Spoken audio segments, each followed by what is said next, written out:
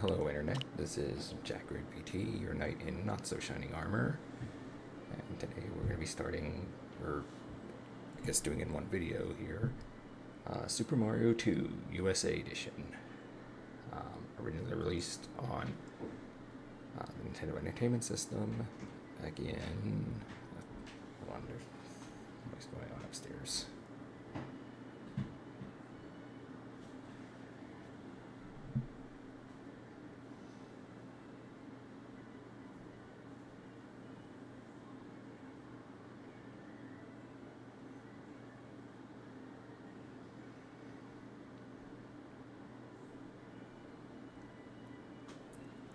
Right. Anyway, Mario, as I said, Super Mario Brothers 2 originally released on the Nintendo Entertainment System in 1988 for North America. Basically around the time I was born. In fact, this game was the first issue of Nintendo Power, which was in essentially July, August 88 issue, which my birthday is in August, so yeah, I'm effectively I'm as old as Nintendo Power, the magazine, was. But anyway, Mario 2, kind of the black sheep of the series, as was pretty common during this era, where Game 1 of the series would establish the foundation, and Game 2 would be like, fuck all that, and throw it out the window. And then Game 3 would come along and go back to the original formula and essentially polish it to near perfection. But of course, this is even really Mario 2. It was originally a game called the Yume Kojo Doki Doki Panic, which essentially means Dream Factory Heart-Pounding Panic, which was released for the Japanese Famicom in 1987. As for what Yume Kojo was, it was this big event that went down in Japan in 1987, effectively the equivalent of what would have been known as a World's Fair, for anyone who has any idea what that is. But my older brother has a pretty sizable YouTube channel where he talks about various gaming things, and being in Japan, he was able to find out plenty about Yume Kojo and events that led up to it, and I'm going to actually put in a link in chat here for anybody who feels the need to want to watch that and basically find out, what exactly Yume Kojo was. There you go. But from what I can understand, it was effectively a World's Fair, more or less sponsored by Fuji Television, and as part of their promotion of the event, there was effectively a video game tie-in of sorts, where characters who were effectively the mascots of Fuji Television were put into this essentially dream world and had to solve various problems. As to how this became Mario 2, effectively the original Mario 2 Japan, or Lost Levels as most Americans know it, apparently didn't go over very well with test groups back in 86, because when it comes to challenge, Americans are pussies, basically, and they found it way too hard, and also apparently too similar to the Mario 1. So somewhere along the line, they decided to take Doki Doki Panic and turn it into Super Mario 2 for the United States. Though Japan would actually get Mario 2 USA as a game on the NES or a game on the Famicom in 1992, where it was effectively titled Super Mario USA. Throughout the stream here, I'm going to point out various differences. I don't know all of them, but number of changes were made beyond just taking the characters from Fuji Television and putting Mario in their place, Mario and Luigi and whatnot in their place. Quite a number of different graphical changes and whatnot as well. So, anyway,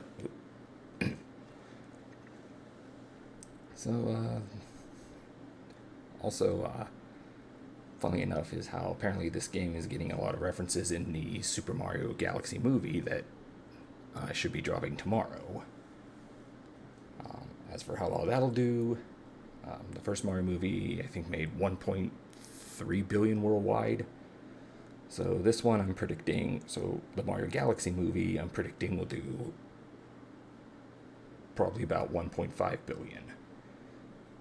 So we can come back to this when all is said and done and see how close I was to that prediction.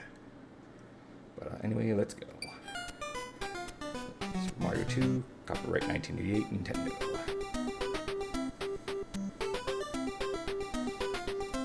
Story. When Mario opened a door after climbing a long stair in his dream, another world spread before him, and he heard a voice call for help to be freed from a spell. After awakening, Mario went to a cave nearby, and to his surprise, he saw exactly what he saw in his dream. Bush dart. Yeah, they basically took the plot of Inception like 20 years before Inception. But yeah, we have Mario 2, or for those in Japan, Doki Doki Panic. Not to be confused with Doki Doki Literature Club. Though I guess I can see where some people might get the confusions, because I mean we got Sayori, Yuri, Natsuki, and Monica. Wait, wrong game. We got Mario, Luigi, Toad, and the princess. Funnily enough, this is the first time that Toad and Princess Peach are playable, as well as the first time where Peach was not kidnapped by Bowser. He isn't even in this at all. Originally, these characters were, again, from Fuji Television. Mario was a character named Imogen. The princess was his girlfriend Lena. Toad was Imogen's dad, I guess, simply called Papa. And Luigi was the mother, Mama.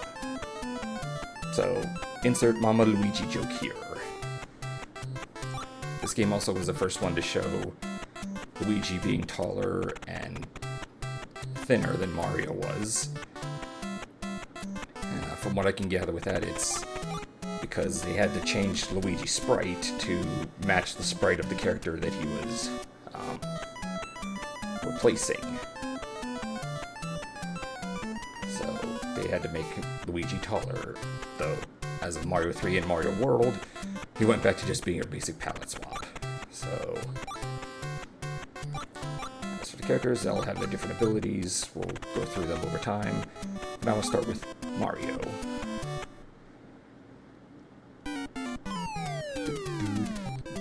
Don't turn it into shit. No Doki Doki Panic.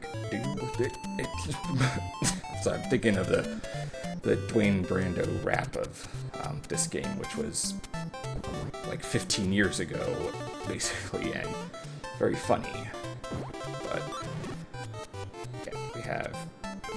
This must have been very confusing at the time for people to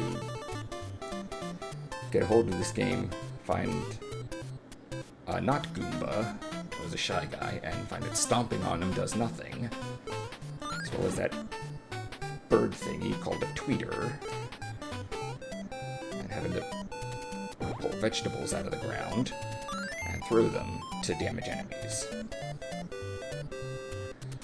Fun fact, in Doki Doki Panic, the grass is actually black and not red, and does not have an animation, so it's just one single frame. I think the same with the vines and the cherries as well as the POW block. It's steady, or static.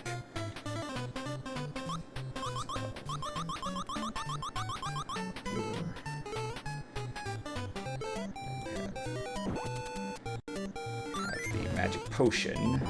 In Doki Doki Panic, it was a magic lamp to fit with the kind of Arabian theme that Imogen and company had. Here. coins, and a mushroom. And Doki Doki, that's a heart.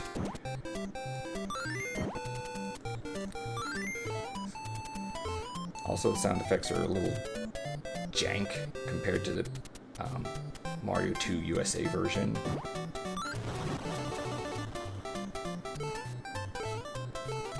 Unfortunately, I don't have that to show by comparison, but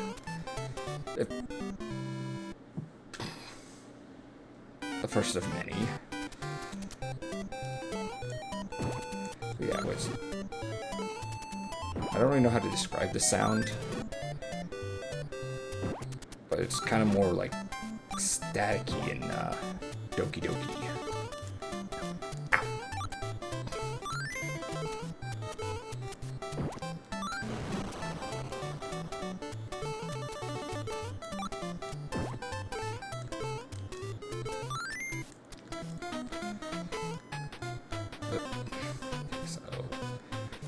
The red Shy Guys effectively function like green Koopa Troopas, and that they just walk off cliffs, while the pink ones, which I think were made blue in Mario All-Stars,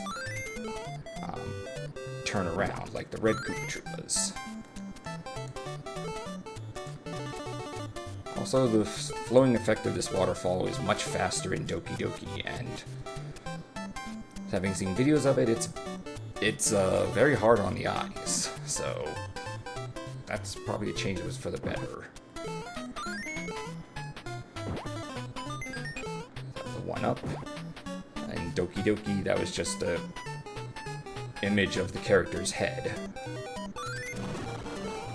So there's that.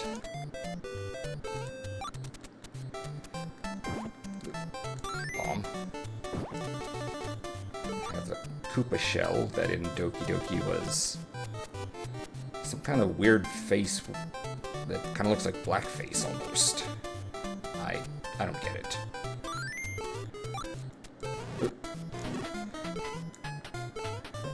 And we've got Starman.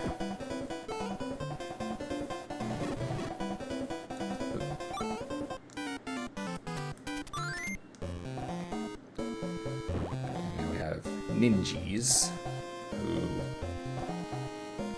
Not really a fan of the redesign that happened with these guys. Because originally they were supposed to be like, I guess like little black gremlins or something, and the red dots that I don't know if you can see on screen or not, they're supposed to have like those red dots that were, I guess, supposed to be like fangs originally, but more modern interpretations basically show that Ninjas, the black is basically just like a ninja outfit, and the red dots are just buttons.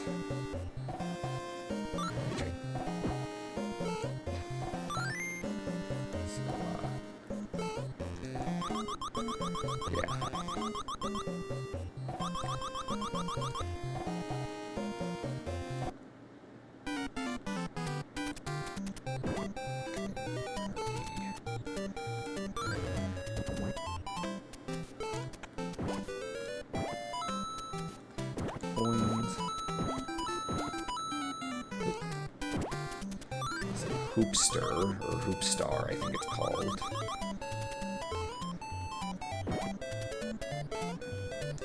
More ninjas.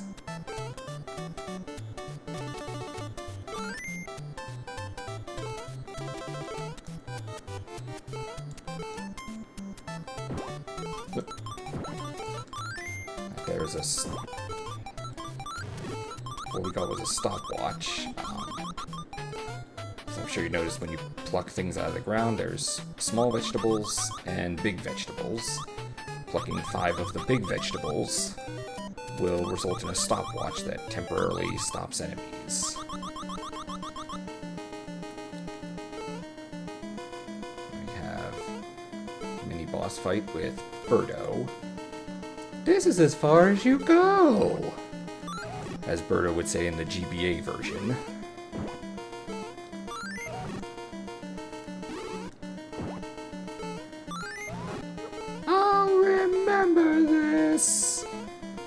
see a heart, which happens after every so many enemies, I guess. I guess that's a change they didn't bother to catch, or didn't catch originally.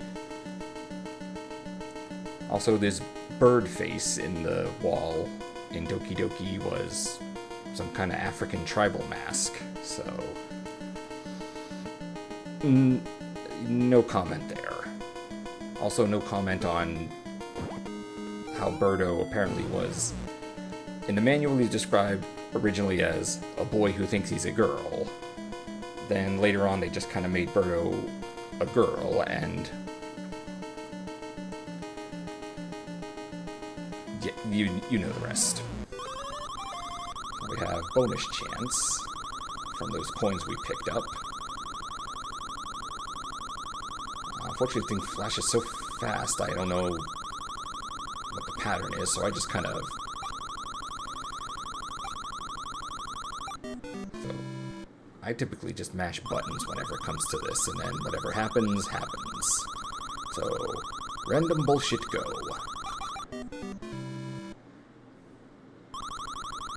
Also, funny enough, in Doki Doki,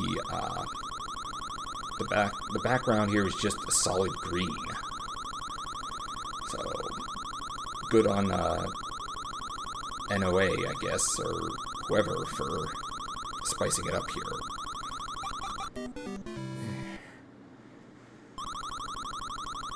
I'm pretty sure this is easier on Super Mario All-Stars or Mario Advance, simply because they flash slow enough that I can actually see what they are, and have at least a chance at getting extra lives that way. Turnip, star, star.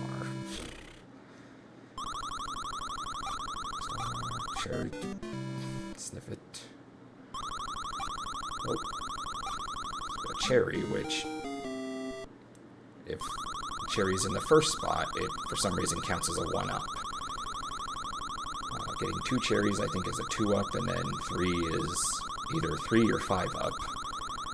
I don't know, I've never really gotten all 3 cherries. Oh. See there. And now it's on to stage 2, which interesting thing here is Doki Doki had essentially a save feature through the Famicom disk system thing. So the way that would work is you would effectively play through the entire game with all 4 characters to get the real ending. But also what would happen is, instead of coming to a select screen, you just go right to the next level. So you would effectively play through the entire game, first with Mario or Imogen, then you would go through it again with Mama and Papa and Lena, and then you would get the proper ending. Anyway, this we're gonna go with good old Mama Luigi. Luigi's a character I typically liked to use the most as a kid because he has the highest jump, and this is a platformer game, so high jumping is pretty useful. Of course, with his high jump, he can actually go all the way up here and effectively skip most of the level.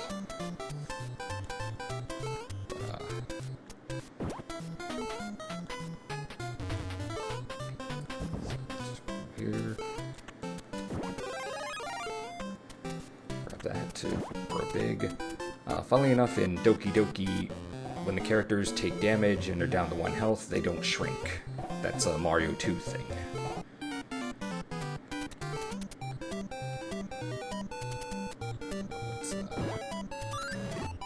I don't even know why I'm doing that. They're gonna respawn when I go down here. Find a key. And the Phanto enemy. And funnily enough, in Doki Doki, his face, Phanto's face is far less scary. It's kind of very generic looking face mask.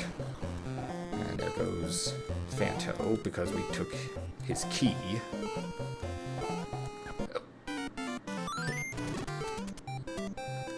toss, and then we use it on that door, but if we use Luigi, we duck, and when Luigi starts to flash, that's effectively a super jump. And I think I messed it up because I moved. You can also get up this way and effectively skip what's in here. But I'm going to go ahead and show what's in here anyway.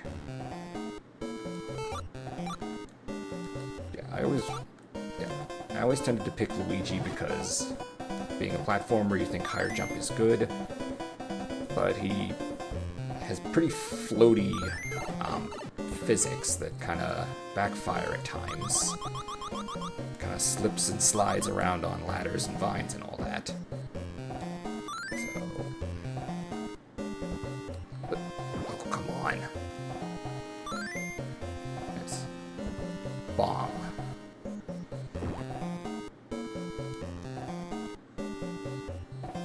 Funny how it says this is bomb. But funnily enough, in Doki Doki, it just says bomb, B-O-M, without the B, the second B. Because in Japan, they like to use onomatopoeias for stuff. There we have effectively the second type of ninja. The game manual even points out how there's 2 different types of ninja, but unlike other enemies, they share the same sprites, so there's no real way to tell them apart from ninja number 1 jumps up and down, ninja number 2 moves around and jumps at you like an idiot. And we got this whole pile of potential coins. Ow.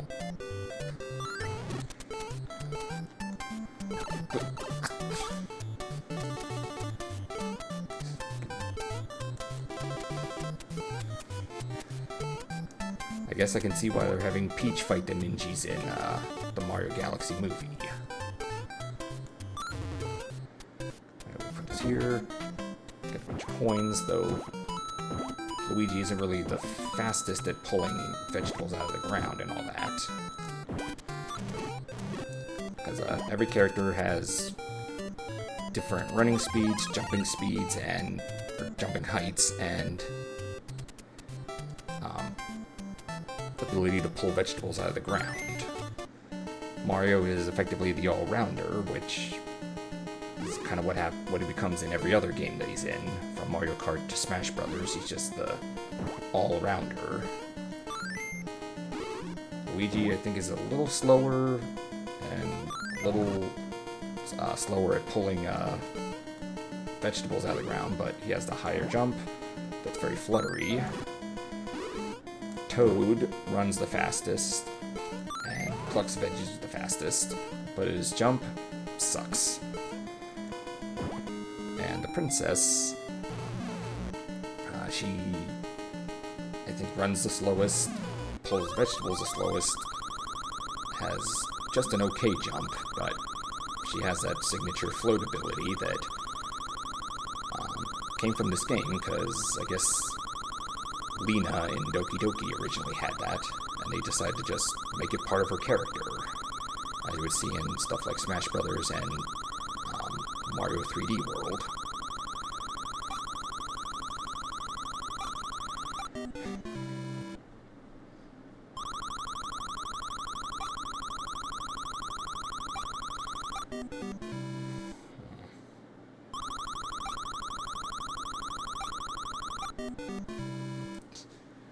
Note to self, don't ever go to Vegas, because I'll lose all my money.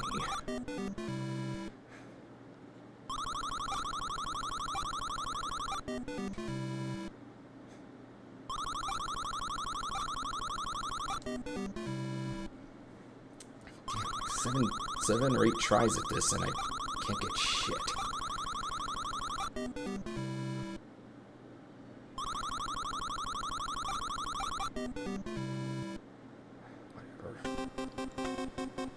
We have 5 lives, which I think is pretty good for this point of the game. given that I showed Mario and Luigi, you'd think I would go Toad next, but Toad sucks, so Princess it is.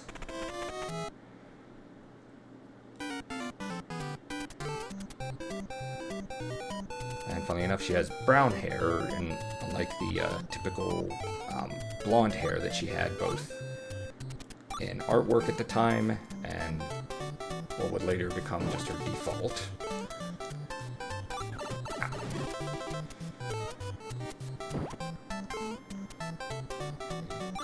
And here we're going to perform the funny, well-known music glitch once that Starman shows up.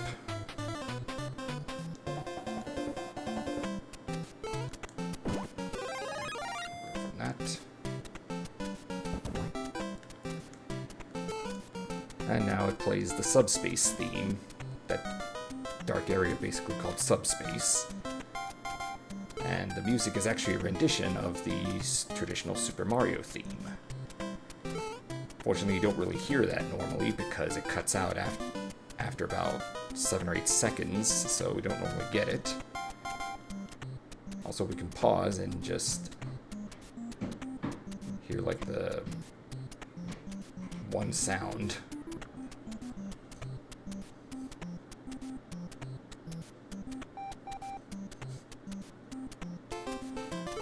Kind of interesting that they actually programmed the entire song in when, short of this glitch, there's no way to actually hear the whole thing.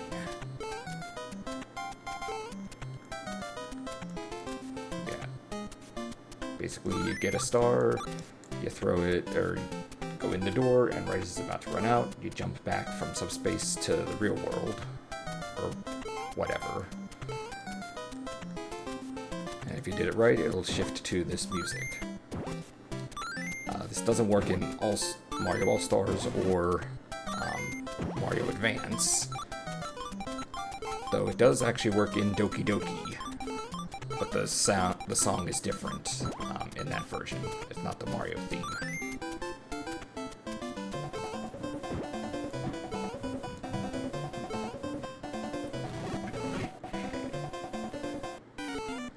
Here,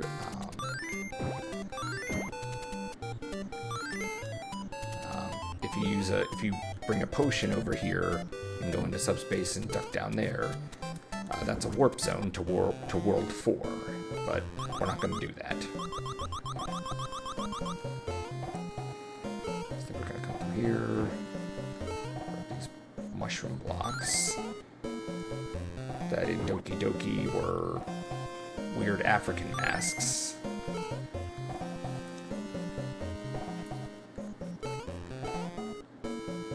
Yeah, this game had a lot of weird stuff, because it wasn't originally a Mario game.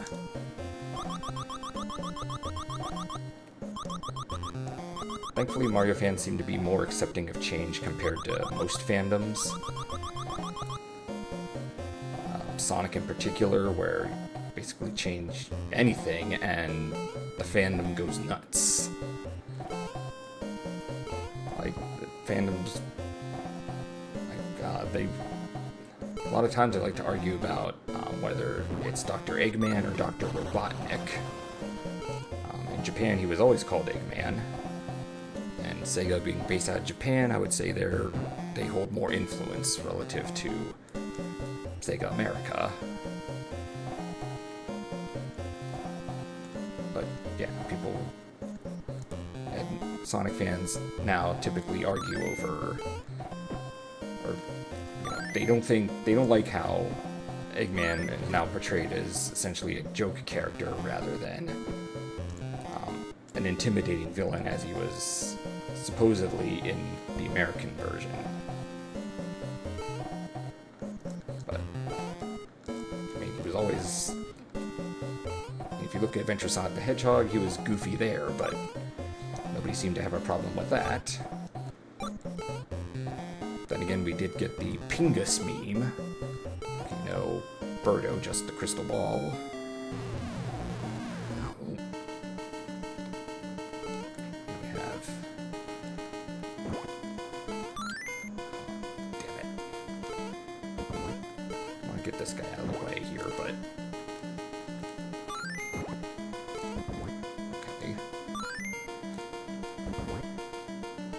Bet you didn't know the princess was a demolitions expert, did you? Oh. And here we have Mouser, the mini-boss who, unlike Birdo, did not become part of the regular Mario-verse, though he apparently has some role in the Mario Galaxy movie. I think being called the Mario Galaxy movie, they would have just focused solely on stuff in Mario Galaxy, but apparently they decided to throw in characters from Mario 2 USA, specifically Mouser and Wart, who basically almost never appeared again after this. I mean, in Yoshi's Island there is an enemy called Little Mouser, which I guess could be a nod to this, but as far as I know, really it's just meant to... It's just a name, and... What the hell's going on upstairs? Alright, whatever, let's do this, and... No bonus. Not that I was gonna get one anyway.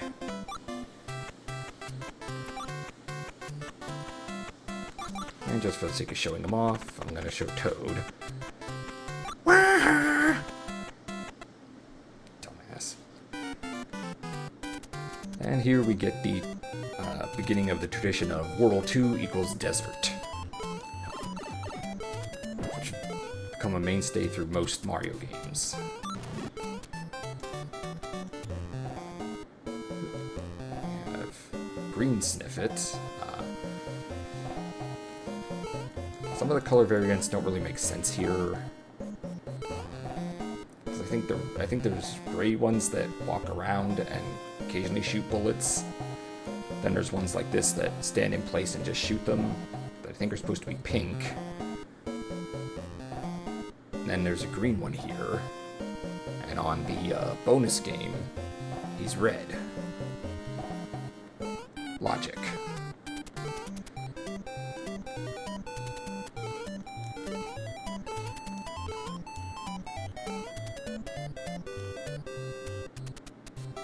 Toad is a character here. Toad sucks because, well, he can't jump for shit, and jumping's kind of important in a platformer. Damn it, I'm stuck under the damn mushroom. Also, the layout of these wooden blocks kind of looks like a smiley face, or looks like a face. And the potion didn't come back. Fucking wonderful.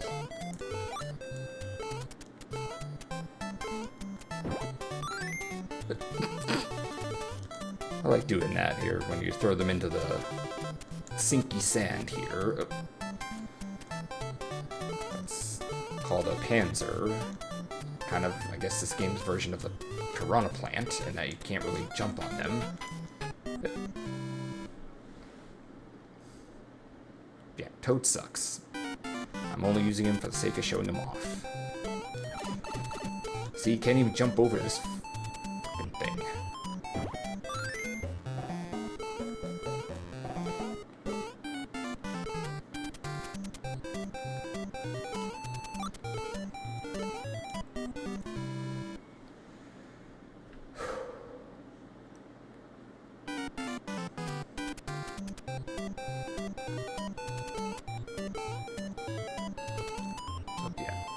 Don't use Toad.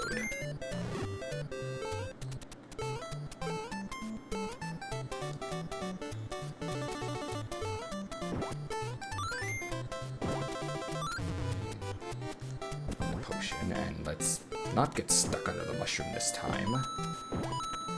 You can see how Toad pulls those out very quickly, but given how shitty he is at jumping, it's not worth it.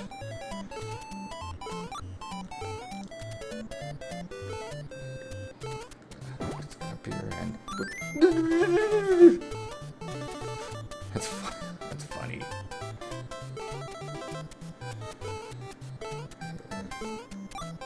These snake guys are called Cobrats, not to be confused with Crobat, the Pokemon. who came to my village in Procopia, but I never actually talked to him yet. And now, we mine, we craft. And funnily enough, unlike in Minecraft, the rule here is to dig straight down.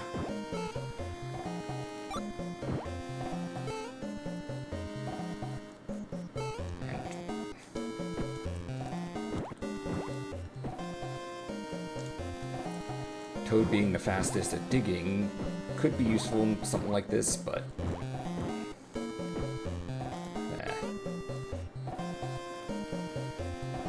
it's just not worth it. Unless you're a masochist who wants to torture yourself or you know this game inside and out, don't use Toad.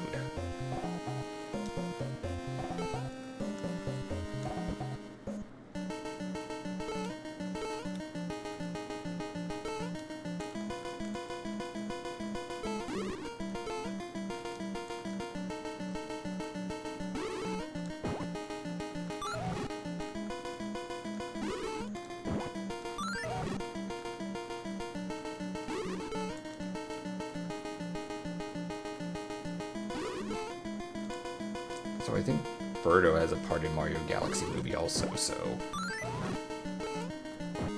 that'll be interesting to see.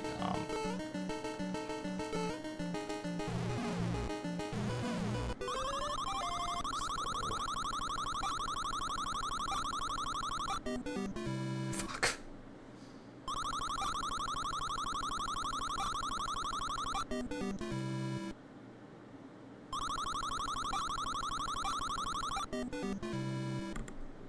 I really can't figure out the slot machine here for my life. Anyway, back to Mario.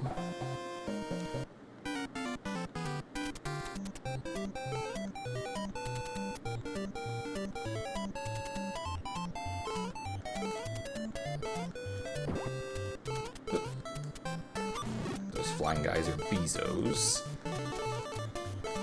I think they made an appearance in Mario Land. They were the ones dropping spears or throwing stuff at us in World 1-2.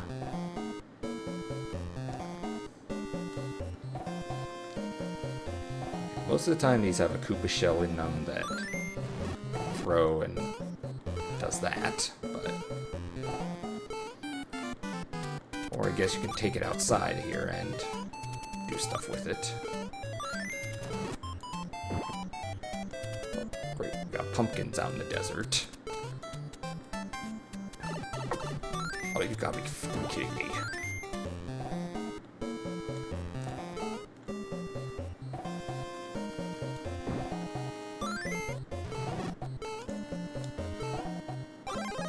In typical NES fashion, this game is very hard. Problem is the difficulty comes from more unfair... The game just kind of throwing everything at you rather than being, you know, designed fairly. And over here we see the faster sand. Where we have those ribs functioning like the logs.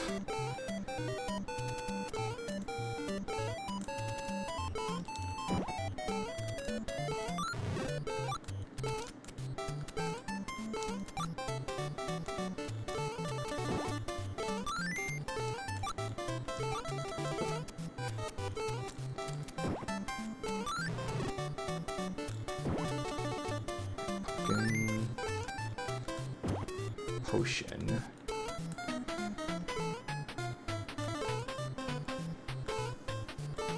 I want to say we use it here. And it fell in.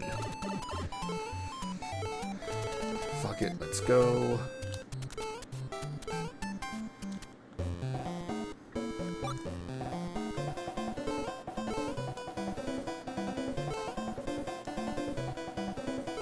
I think if we destroy enough of these guys, we might get a heart to pop up. At least I think that's how it works. it is. And there's Pokey. Yeah, he debuted here and would become a mainstay.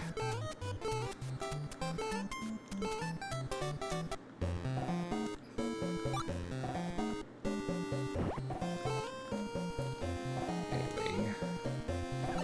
Ow!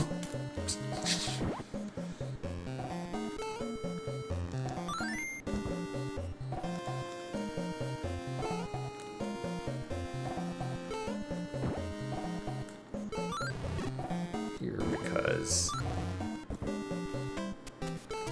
mushroom. We need all the hit points we can get in this game. And I got a coin. Not that it matters, I'm not gonna win with it.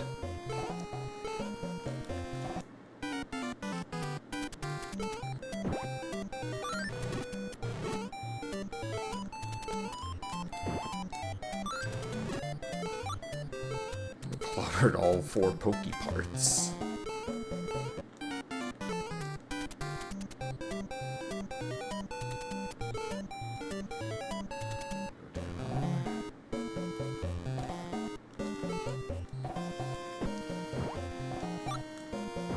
Time for more Minecraft.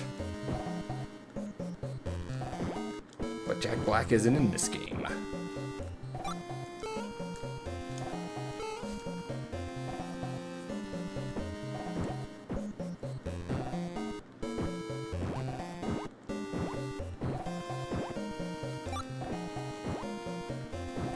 You gotta kind of shuffle your way around here to avoid enemies, or if you dig up enough to get a Starman. Instead, just, ow. Do that.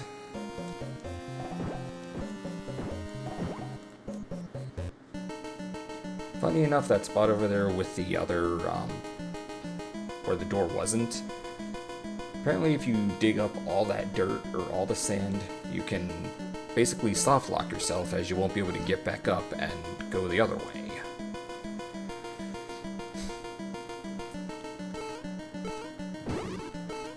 And now we have a red birdo, who spits in the rule of 3, and sometimes with fireballs. Hence these mushroom blocks.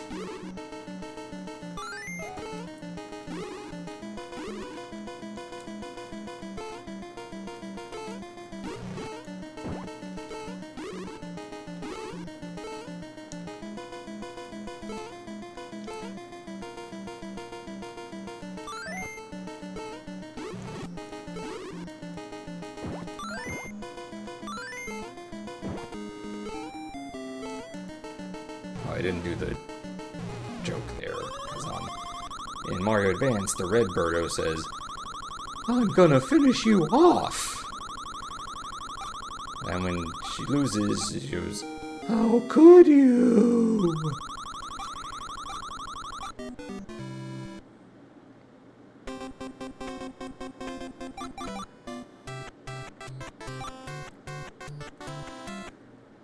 Also in Mario Advance, Birdo has a bow on his her head, and with the red and later green Birdos, you can pull off the bow and throw it, but nothing happens.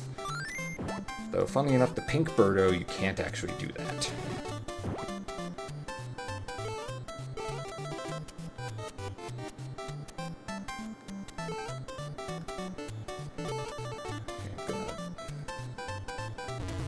It's over here, given the placement of those trees. And I was right.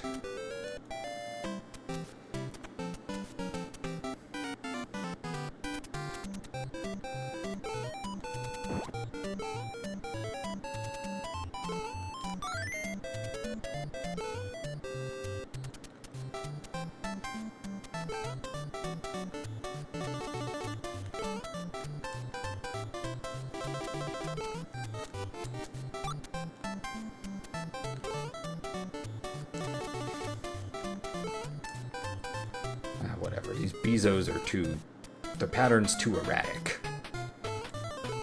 So I'm just gonna say fuck it and move along.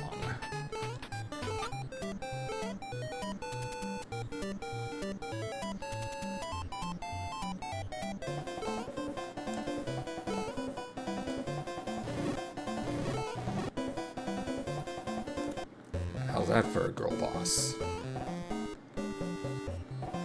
And I should have fallen the other way to get those cherries. There we have. Pow! And I can't get the heart.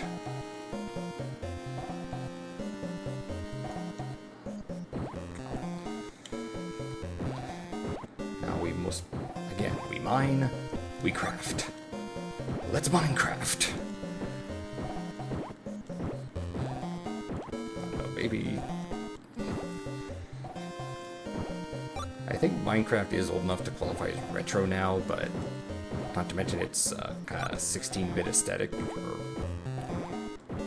The visual aesthetics of it is very kind of old school, but I don't see myself streaming it as basically the golden age of Minecraft YouTubing or whatever was 2013 to 2015, more than 10 years ago.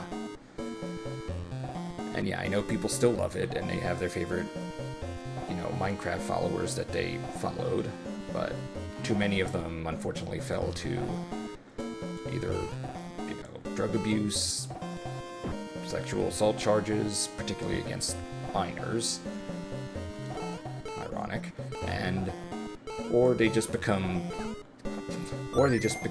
corporate sellouts who focus more on the money than actually providing good content.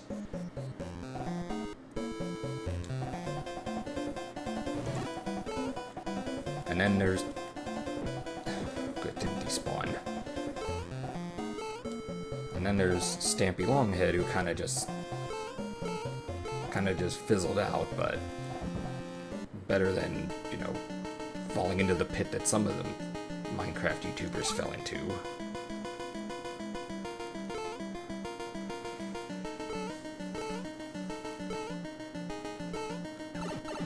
Ow. And that's an angry face. With a power block. I guess that makes sense.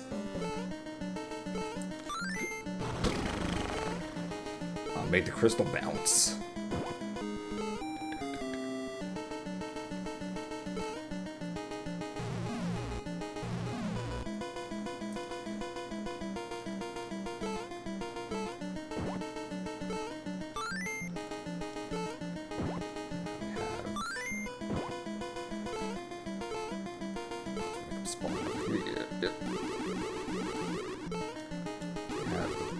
Boss of World 2. Triclide.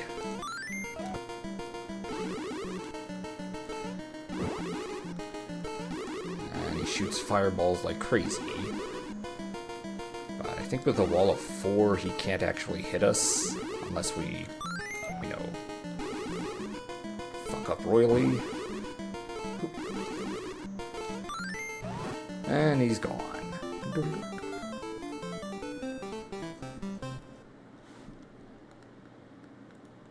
That's 2 bosses down. And no bonus. Womp womp.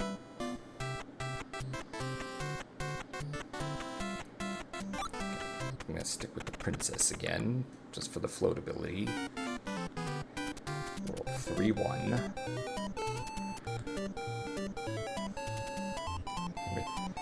Oh yeah, this is a stage where in Doki Doki Panic, the rapid rate the waterfall moves would basically cause a whole lot of eye pain. I think it moves at like triple the speed, so yeah, your eyes are going to be in a lot of pain if you play that version.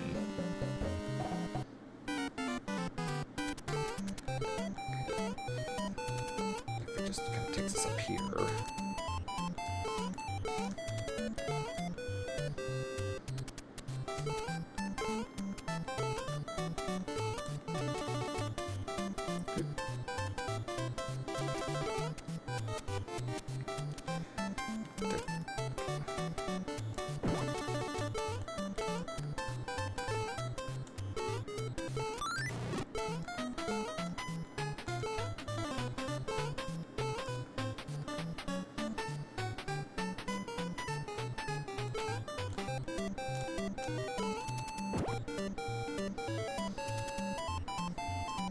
And now we come up here where anyone playing Doki Doki, your eyes would get some relief.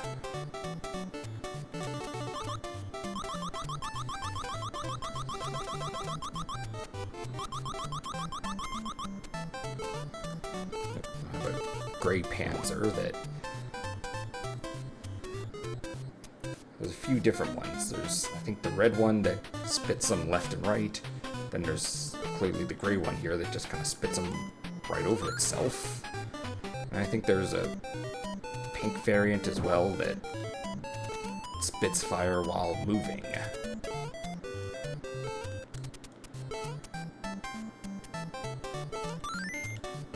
Oh, damn it.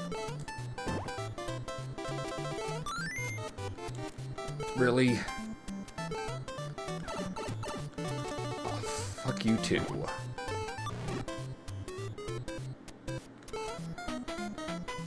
And there's the pink one.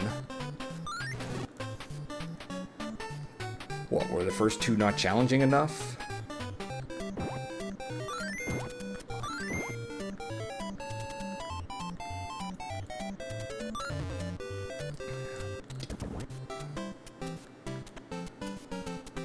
I'm like one square off, aren't I?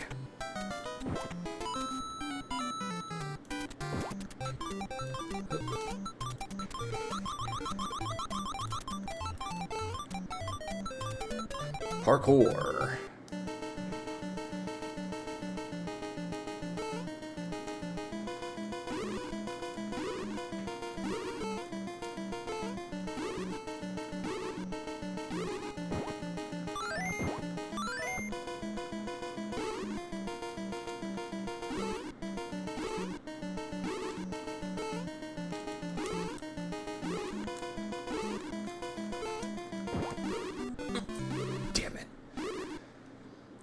Hoping that invincibility would kick in while picking up the block.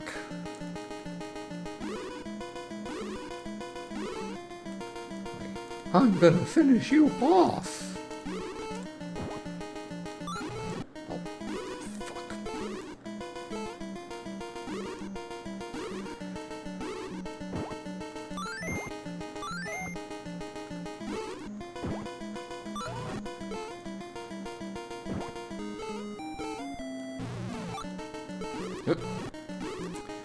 And if you off-screen Birdo, he comes back, and I don't know if you can see that he's not holding a crystal this time.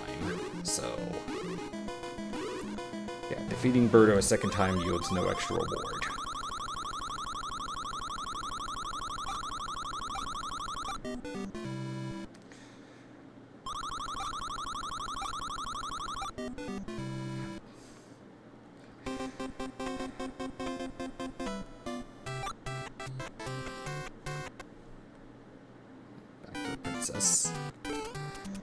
We have the Ostro. Well, funnily enough, when we get to the end credits where it's going to list all the characters, they got Birdo and Ostro's name backwards. I think this even persists in the All-Stars version. But I think the Mario Advance actually fixes it though.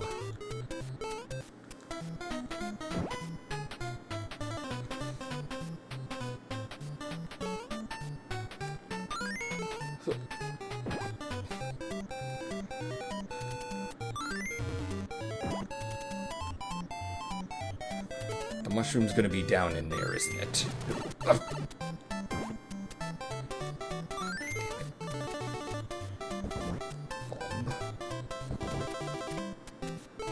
Or not.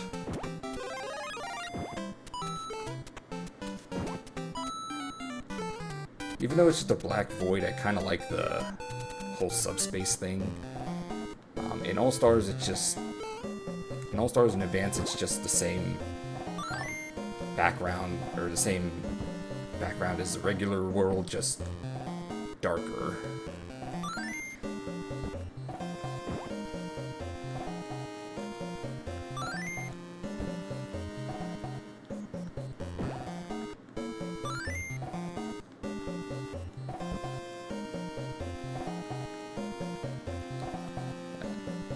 I find it funny you can duck down to do the supercharge, but then you can let go of the button and your character will still be flashing. Unfortunately, if we move, that gets rid of it, so...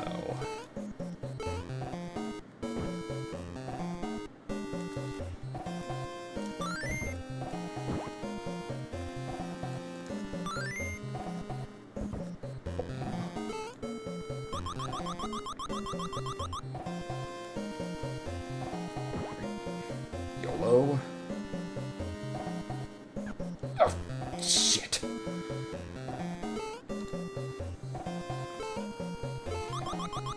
It's okay, we go up, and then they'll respawn.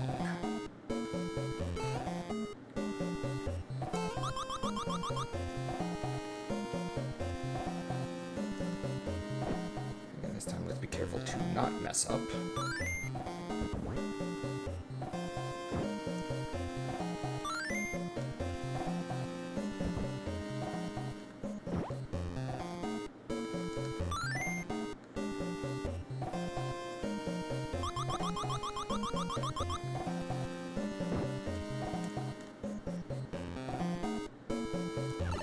Ow.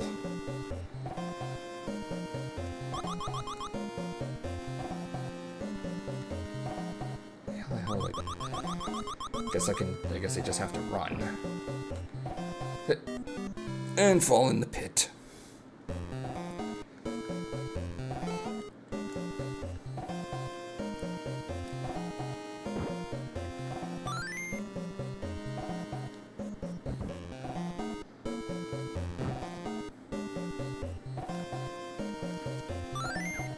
Ow.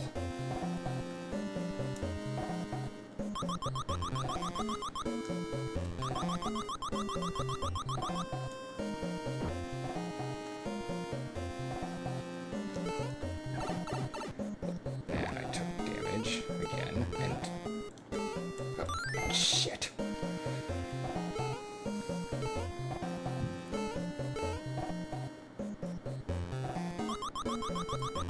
This might lead me to have to use a continue.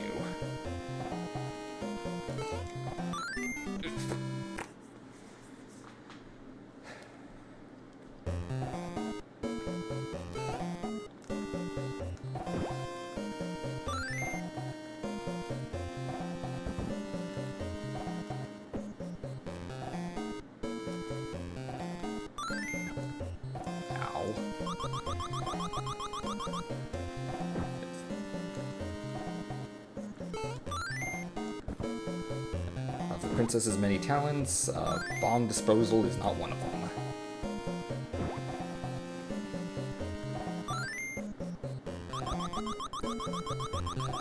And the presence of the POW block indicates there's going to be something here where I'm going to need it. So, there we go.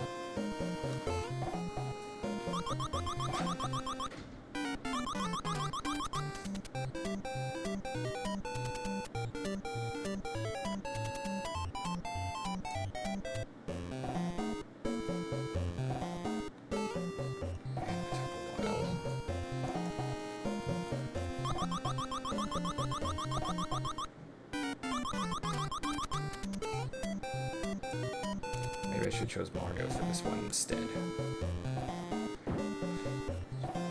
This one here.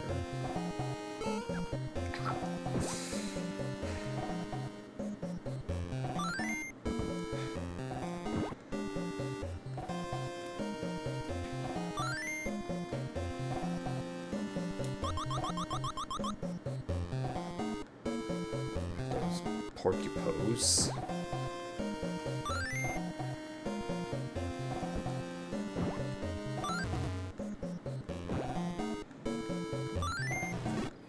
those guys out.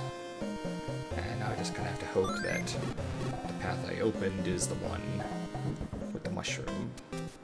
And of course it wouldn't be.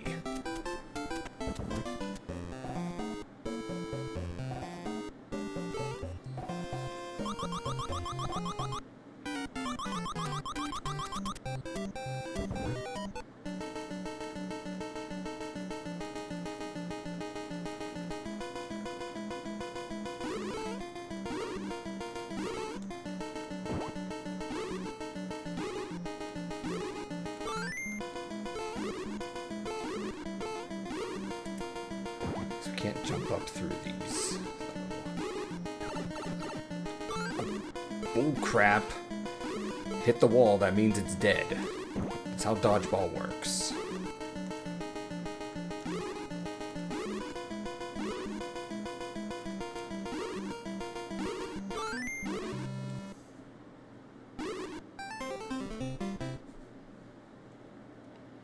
Game over. We have 2 continues.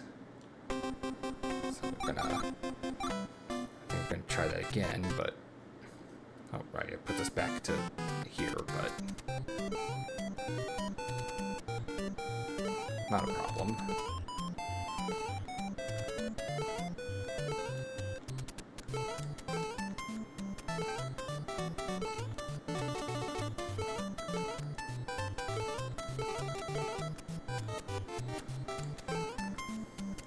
In fact,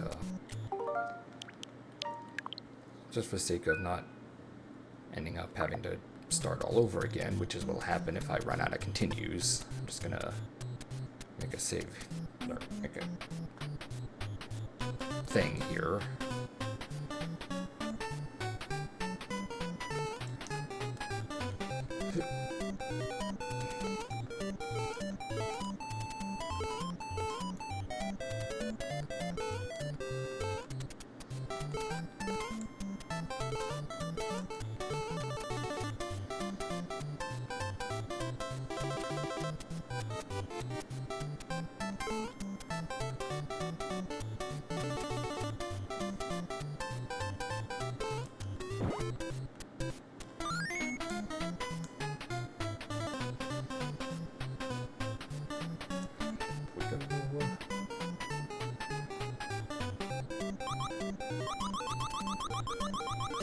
Do the Mario.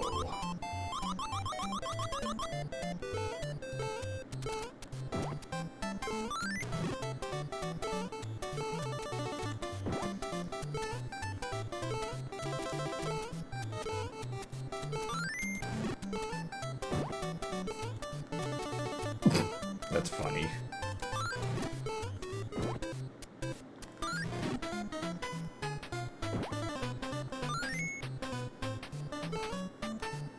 Let's just go.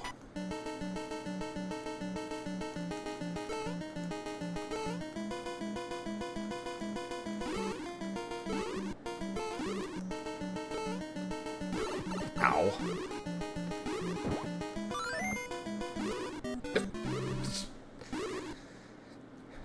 Yeah, it's that good old NES Nintendo hard difficulty.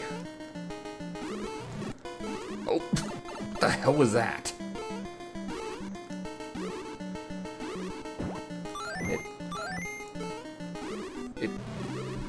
It hit nothing.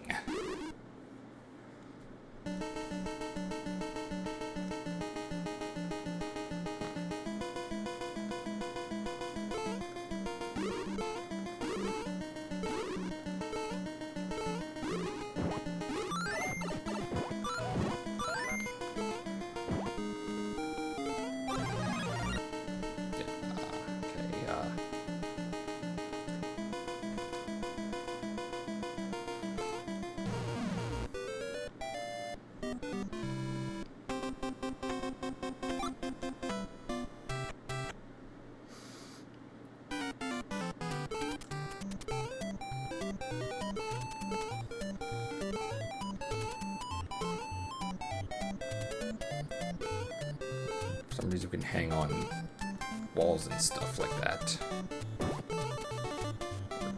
Not walls, but Almost like a ledge.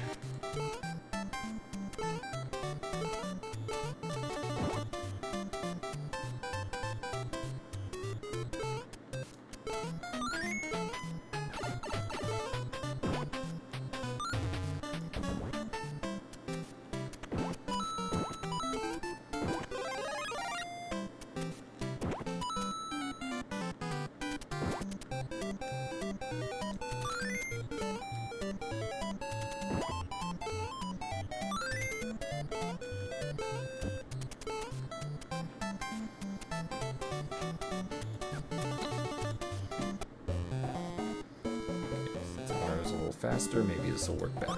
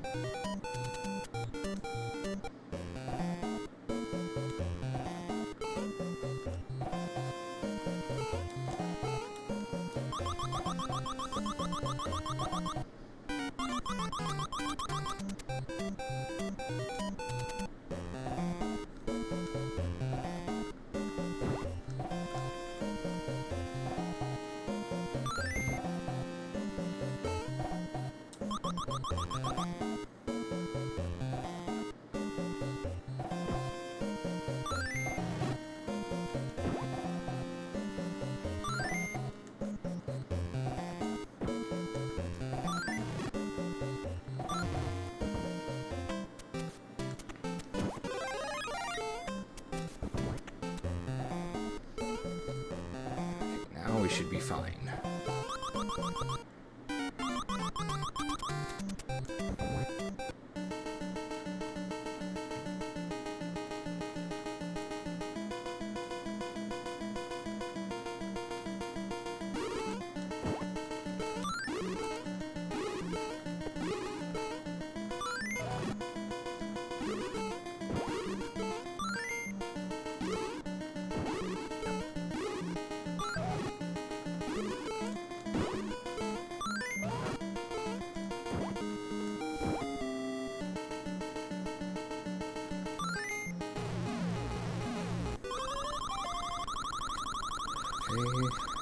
Lady Luck, be kind.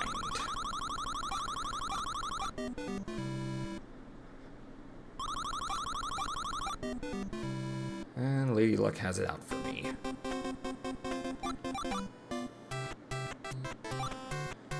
back to the princess. And I'm just gonna create a suspend point here just for good measure.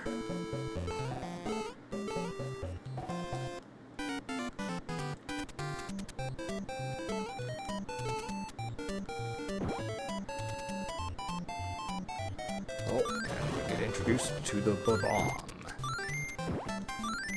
who would again become a mainstay in later Marios. In fact, as early as Mario 3. I'm gonna say the mushroom would appear here. Yes. I see what you did there.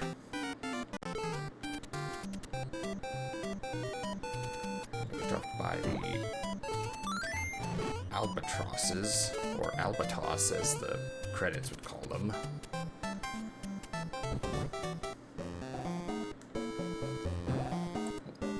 Power block.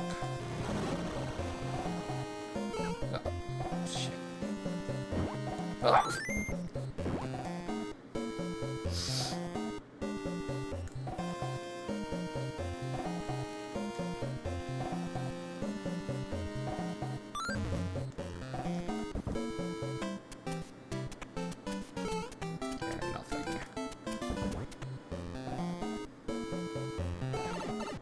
Ow.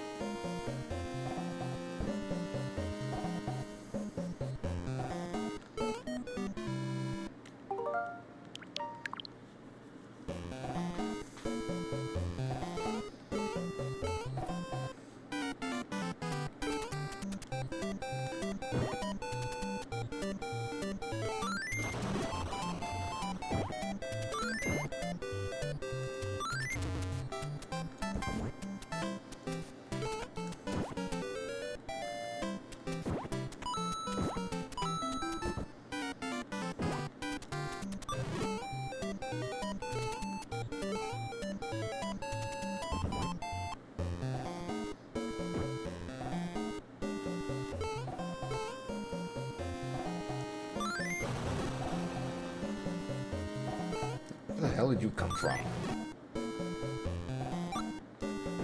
Ah!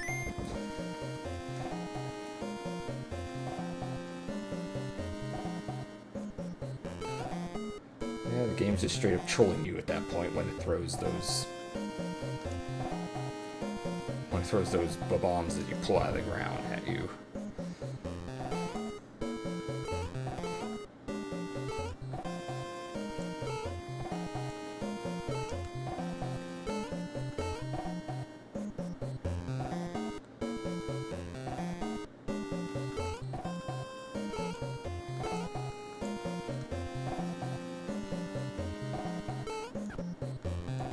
Oh, I was wrong. There are red snippets. I thought it was just a thing in the...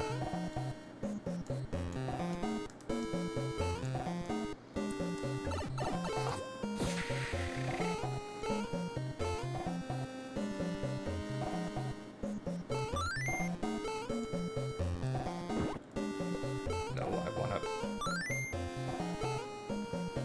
to use this guy as a platform to... And I can't get up there, so how the fuck do I get up there? Guess I gotta take the other room, or the other door.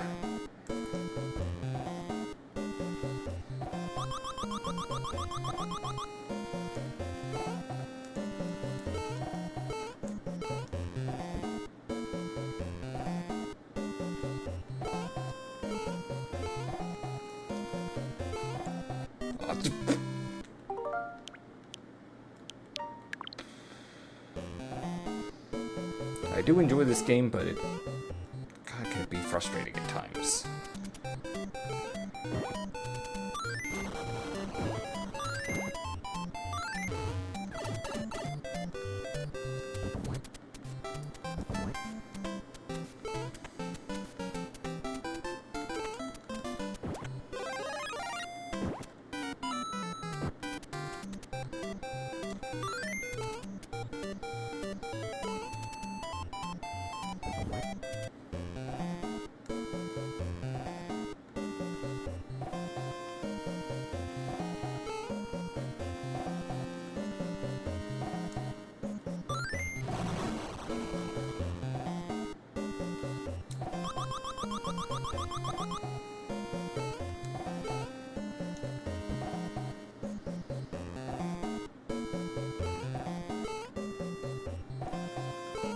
Now these guys are just gonna keep popping out of these vases.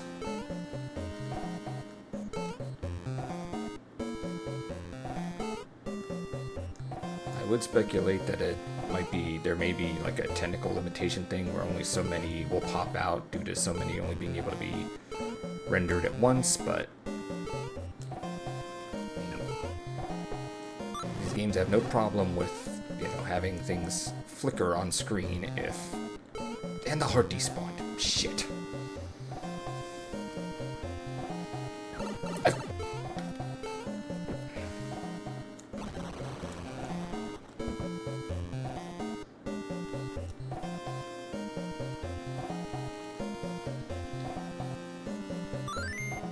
Thankfully it does that weird wraparound thing.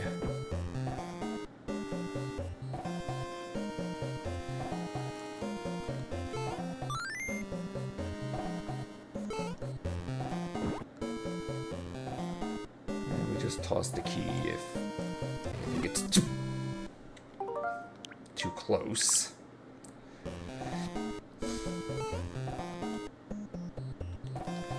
Yep, 0 lives. 0 counts as 1 in this game.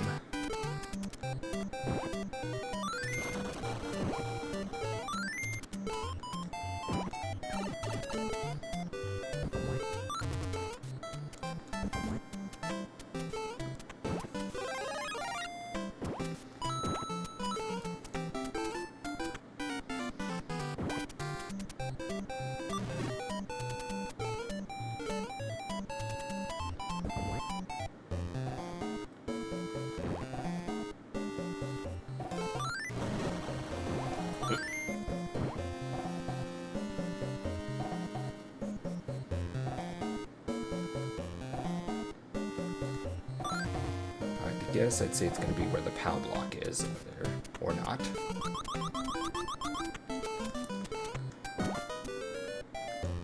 Yeah, it's actually, it is pretty important to search those out, because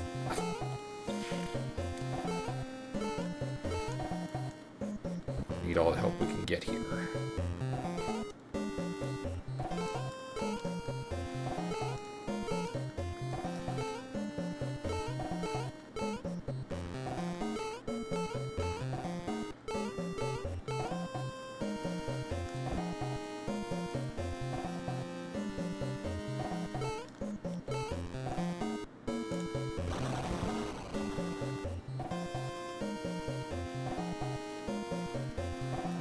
Let's go. Ah! Damn it.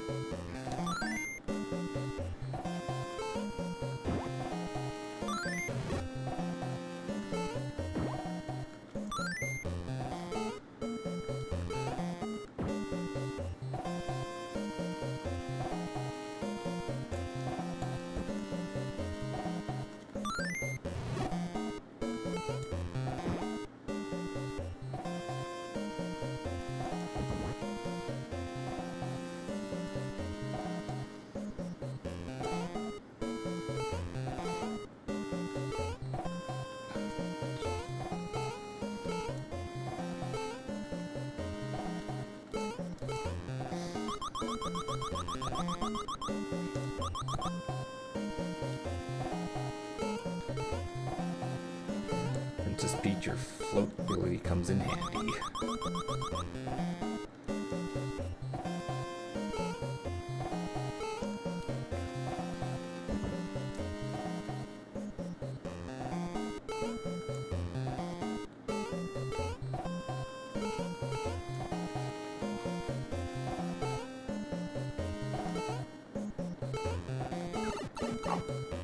Damn it.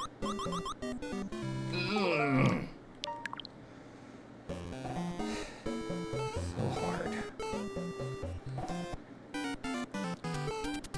If I at least had some extra lives.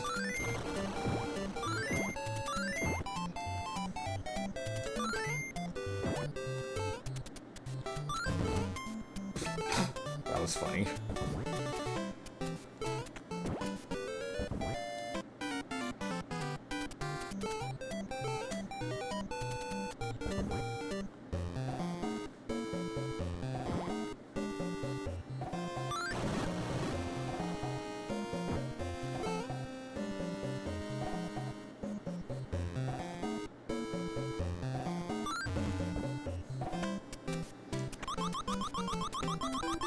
At least I can consider this practice and go through the stage faster.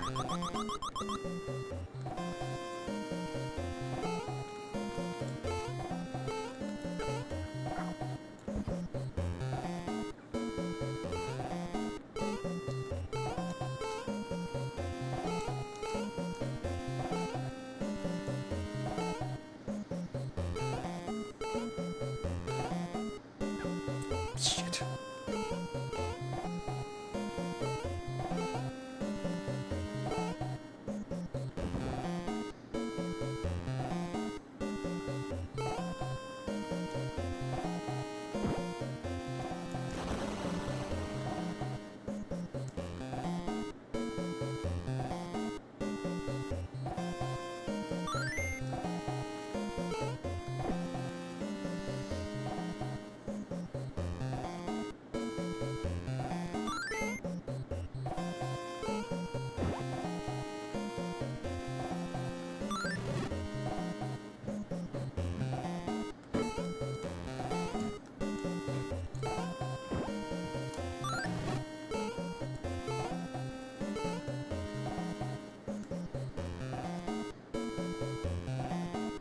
See if I can't potentially farm hearts here.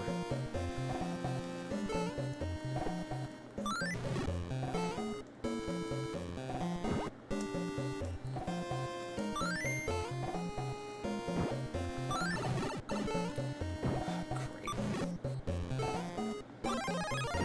Could have used that a few seconds ago.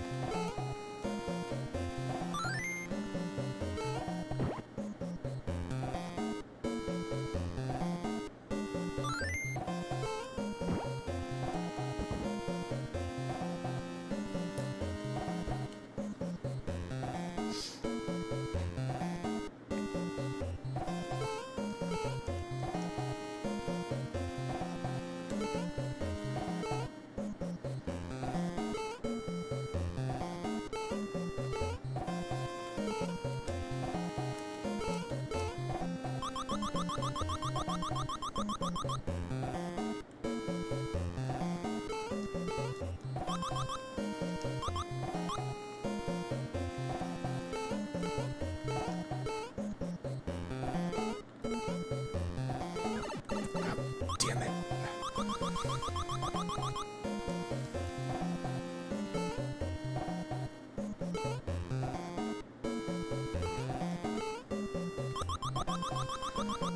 Let's go up here and see what this tosses our way.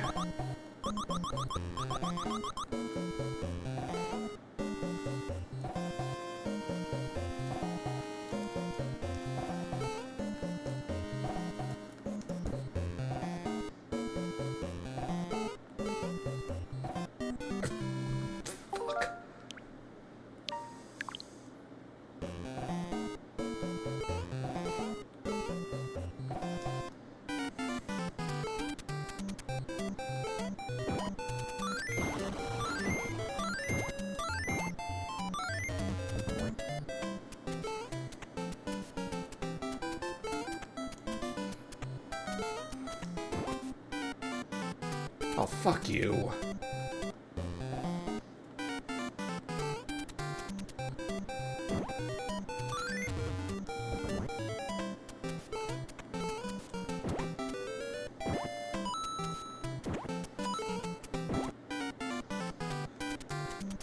I got 2 POW blocks.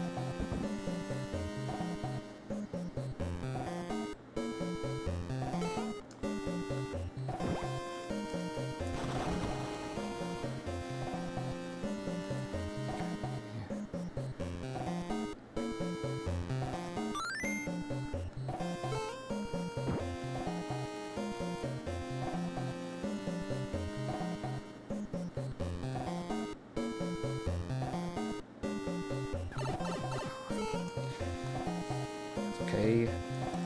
We'll just...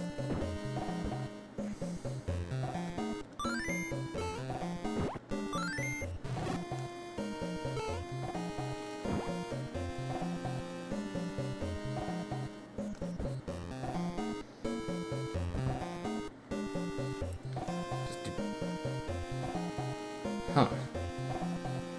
That's weird.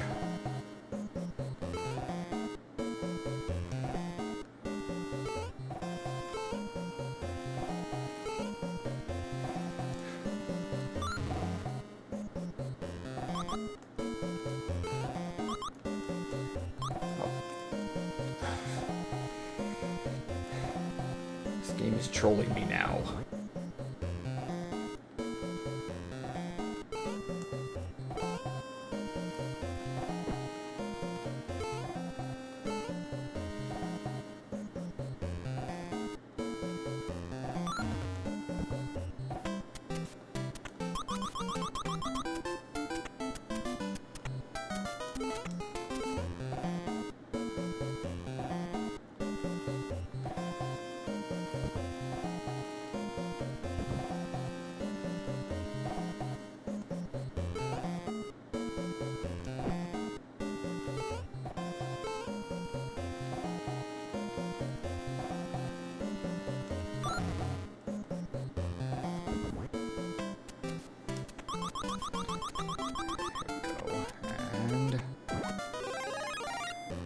Big now,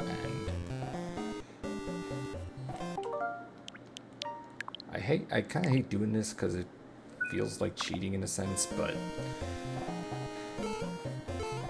I don't know, it can only go through something so many times before I'm just like, fuck it.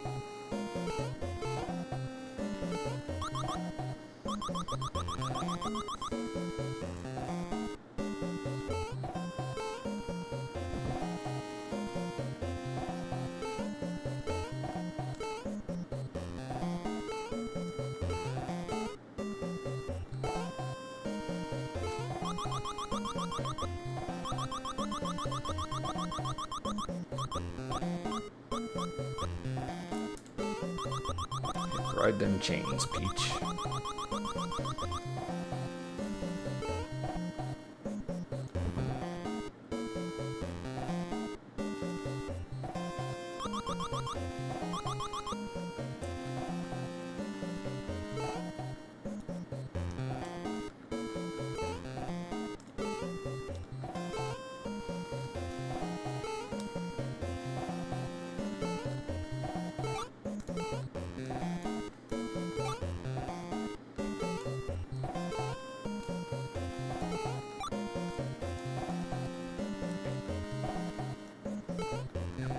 Ow.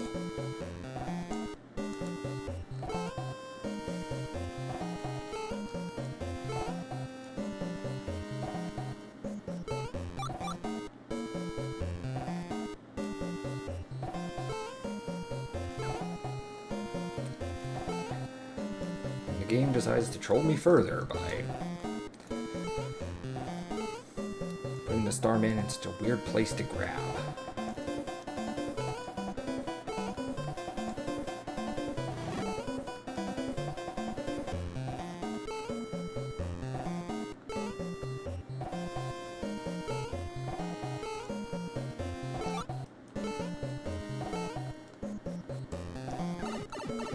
Damn it.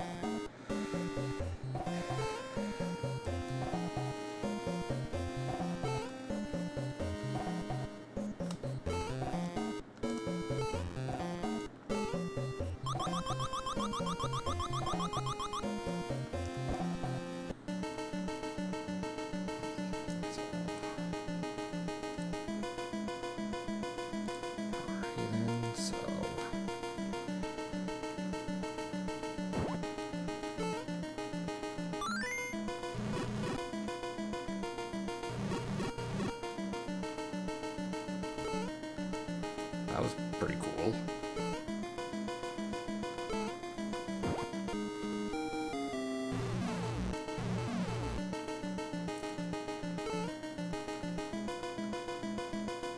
Now we're back to a rematch with Mouser. Fun fact, in the GBA port, this is actually a wholly original boss called Roberto. It's a giant robot Birdo who spits giant eggs, and we have to use that against her to win.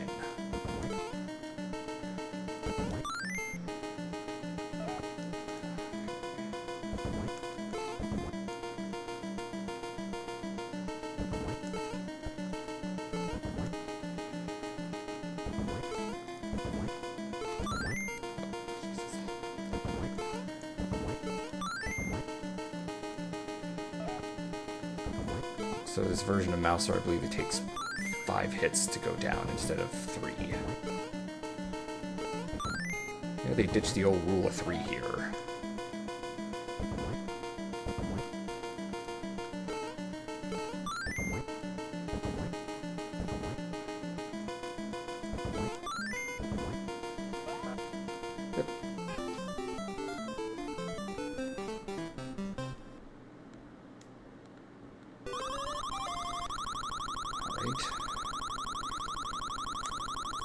Lady Luck be kind.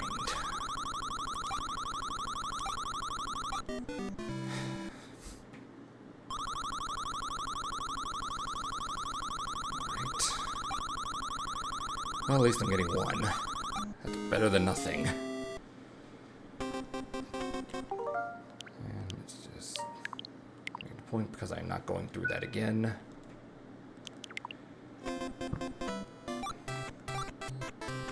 I'm going to pull out Luigi for World 4-1, the Ice World. Featuring that, you know, ice gimmick that everybody just loves. Though personally, I don't really have a problem with it.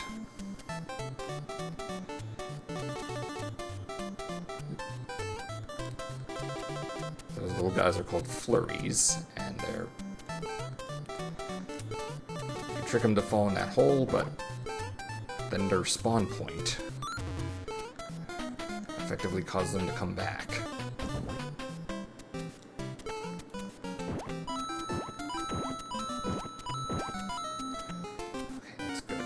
Plenty of chances at that, with that.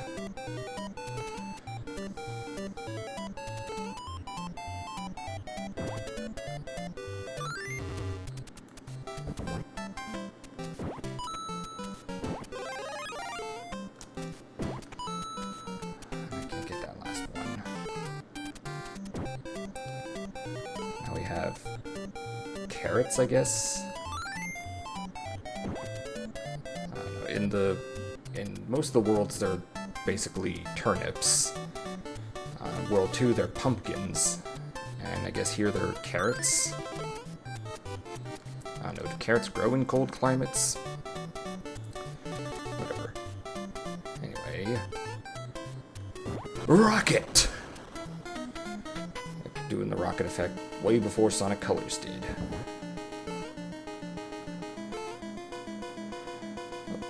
These Shy Guys on these kind of look like TV cameras, honestly, with an M on them. The M stands for Mamu, which is Wart's Japanese name.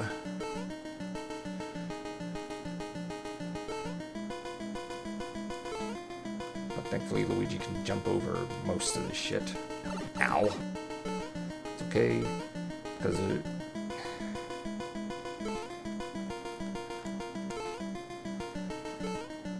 Because for some reason there's no Burgo here, just the crystal ball.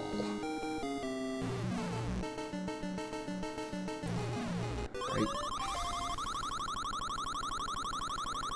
Have 6 or fuck. I got like 6 chances at this. So random bullshit go.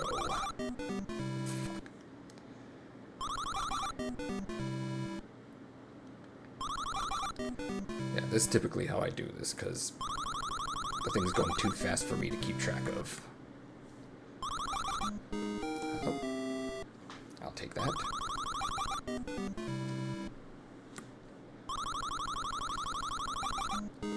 I'll take that too.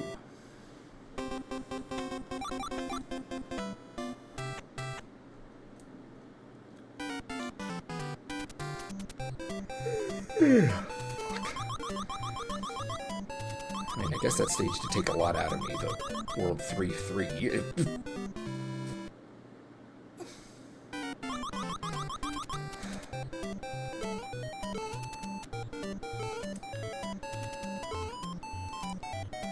Now we have ice physics along with a bunch of Bezos flying our way.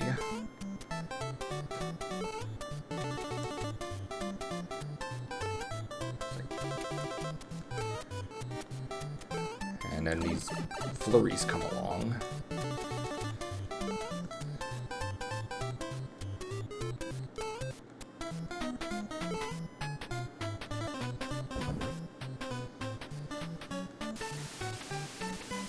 And whales.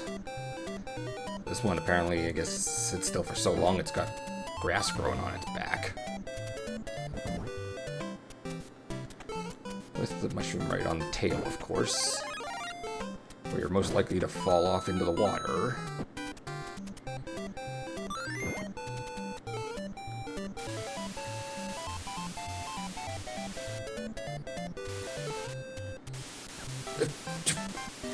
Shit.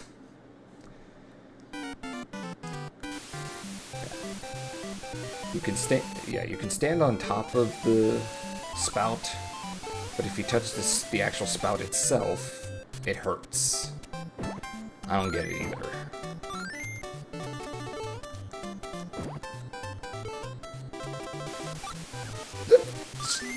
Oh my.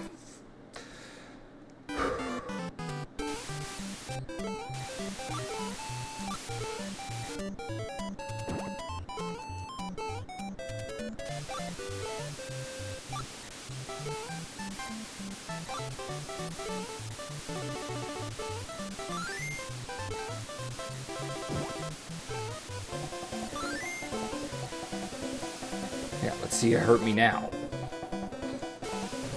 Like that pipe, or that thing there is a warp to world 6 if we bring a potion over there. But now, rocket!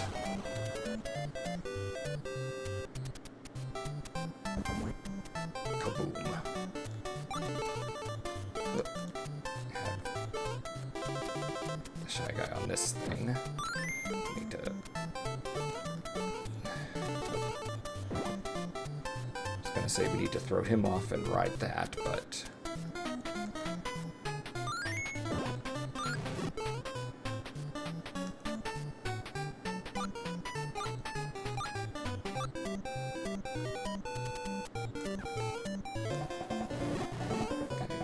I should be able to crush Birdo with this. Yep. Take that.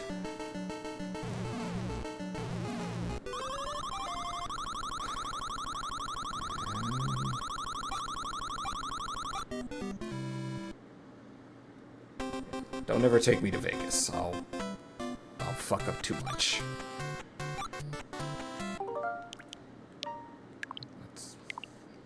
Now.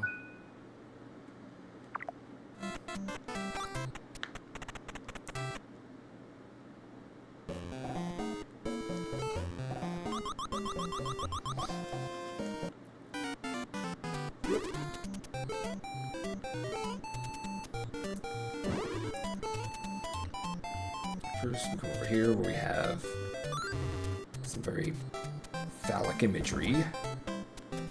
And even more phallic. I see what you were doing there, Nintendo.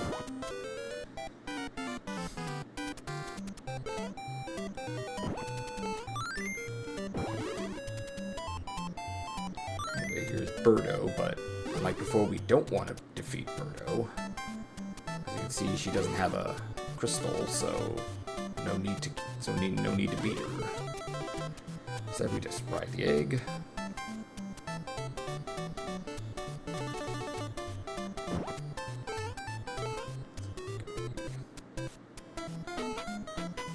Even anything here, nothing even to throw it at.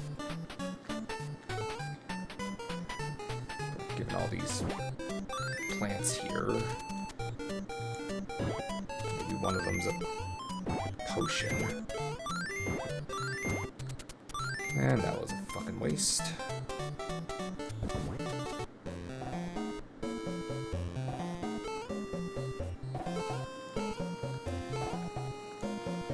Now we go up and down with ice physics.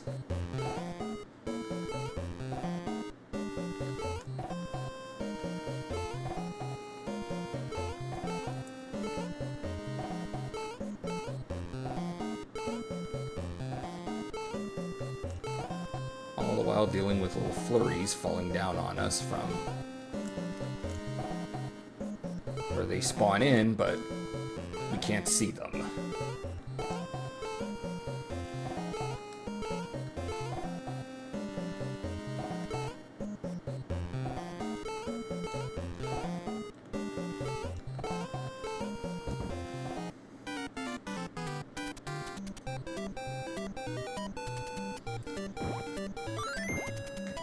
Potion.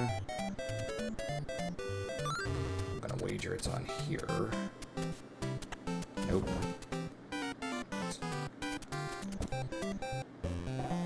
The other one, maybe?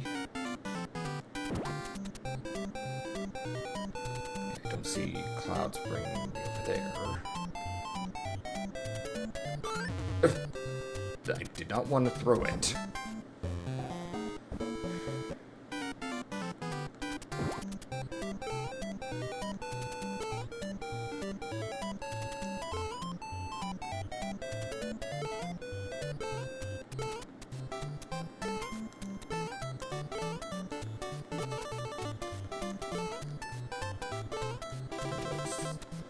Set it here so all 5 pillars appear. And there it is. And I missed. Oh, I missed. Don't care, I'm not going into this boss. This boss fight is pretty annoying, and I'm not going in without all 4.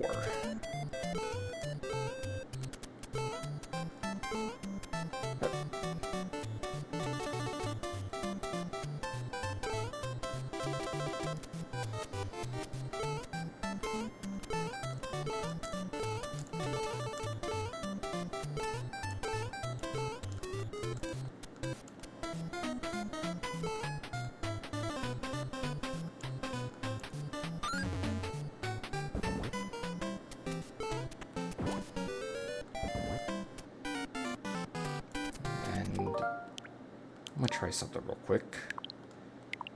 I think there's effectively a shortcut if we... Nope.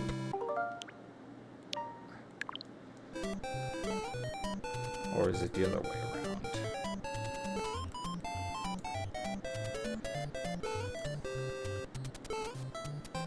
Nope, not that either.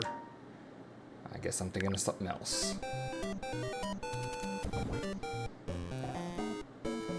On we go.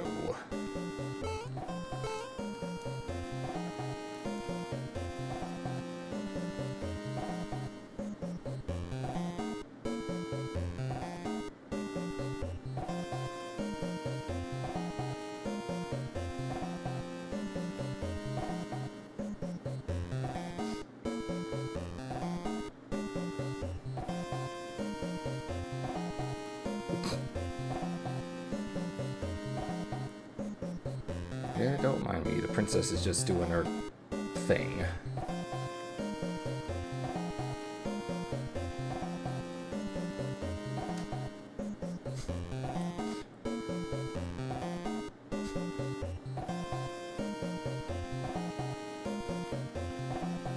Yep. Yep. Mm-hmm.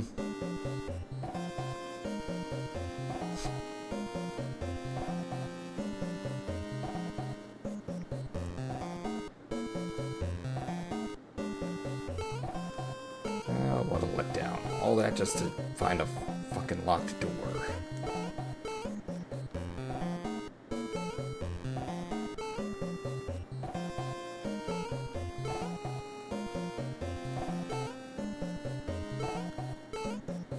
Granted, there was the door here, but riding the Shy Guy was just too funny.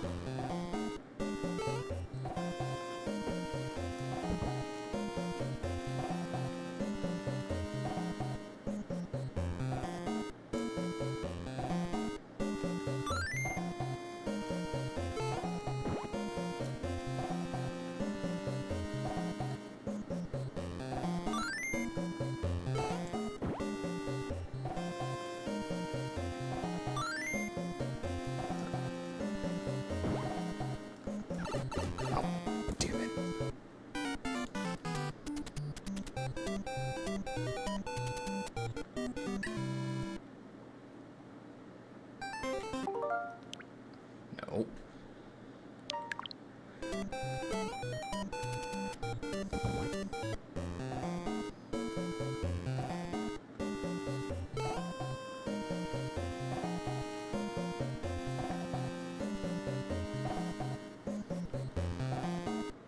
drink. I'll be right back.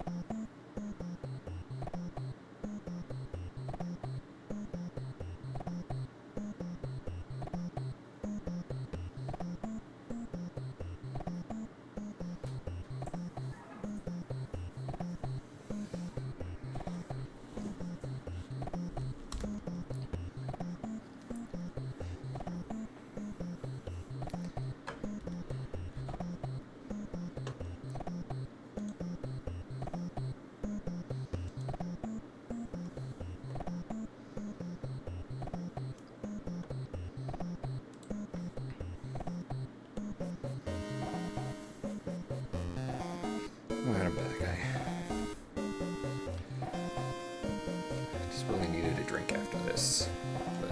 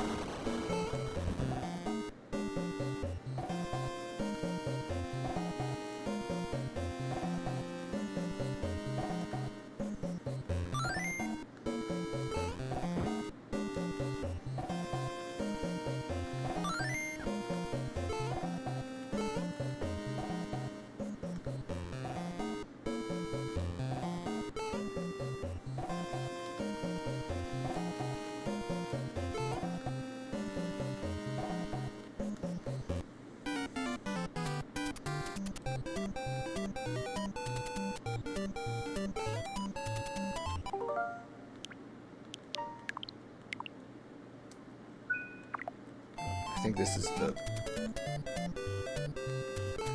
the shortcut to either riding on Bezo or just making a leap of faith.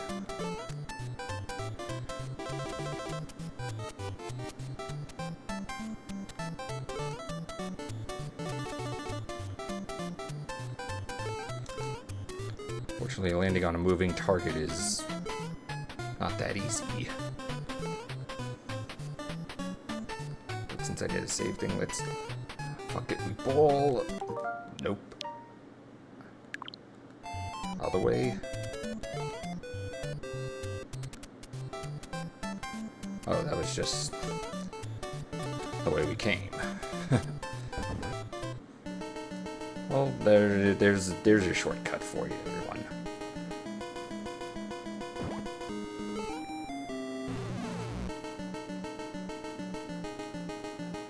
Right.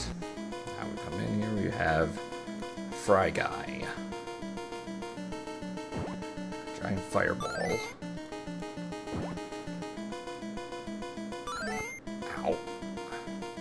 Nope. Nope. I ain't going down there. Crazy. Oh, and after 3 hits, he splits into mini Fry Guys.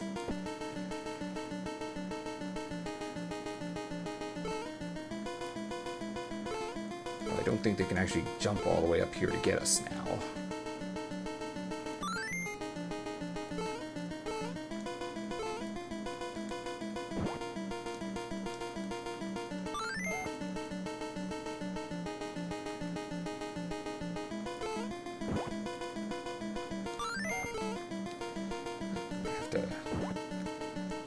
This, and I think they get more aggressive the fewer there are, so be careful here.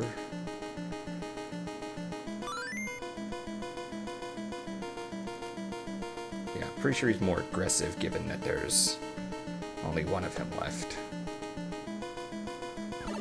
Ah. Shit, I was not paying attention.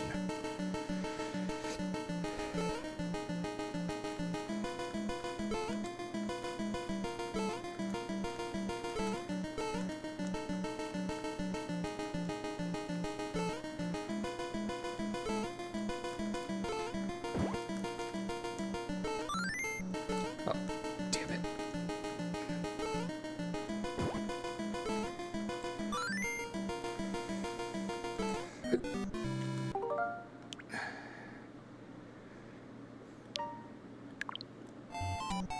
Ow.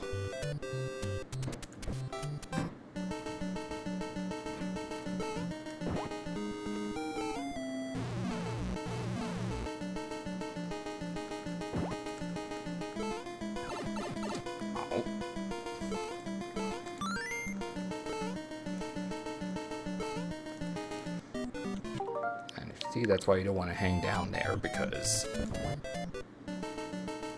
gets at you way too easily.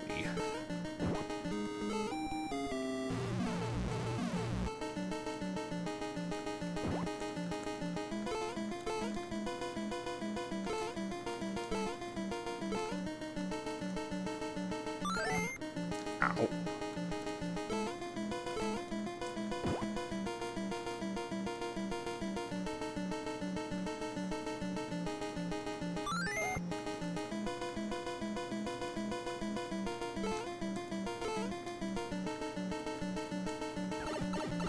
Ow.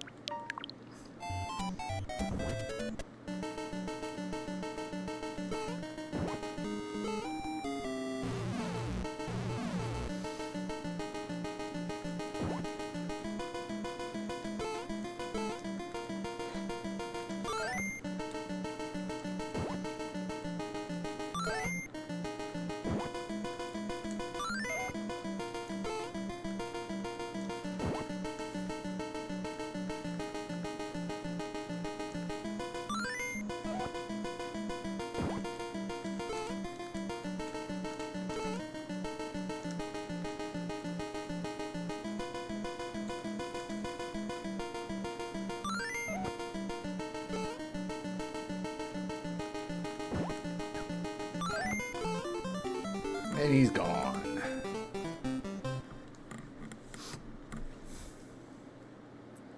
Okay, so now... And no bonus, as per usual. But, okay, spot here. Gonna be a bit of a short one here. I'm just gonna call it here, because, I mean, you saw us, World 3 and 4 were starting to kick my ass, and it's only going to get harder from here. So I'd like to approach the last half of the game fully rested, so yeah, I'm just going to call it here. Let's see who to raid, if anyone.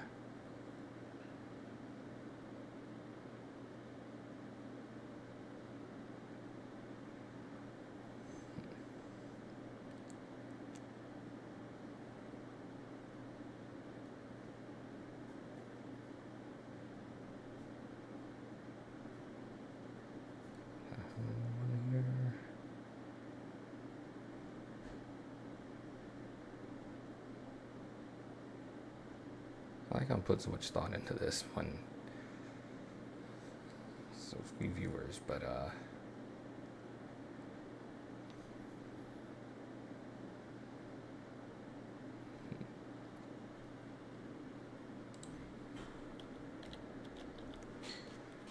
alright, so I'm gonna be back tomorrow to what's going on upstairs, but I'll be back tomorrow on April Fool's Day, which is also Mario Galaxy Movie Day, and we'll just pick up from there.